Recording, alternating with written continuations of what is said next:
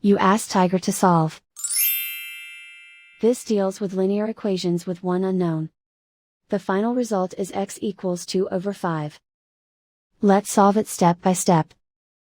Simplify the expression. Expand the parentheses.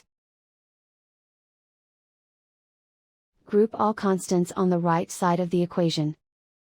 Subtract 2 from both sides. Simplify the arithmetic.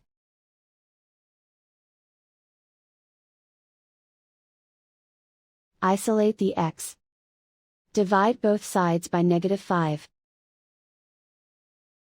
Cancel out the negatives. Simplify the fraction. Cancel out the negatives. And so the final result is x equals 2 over 5.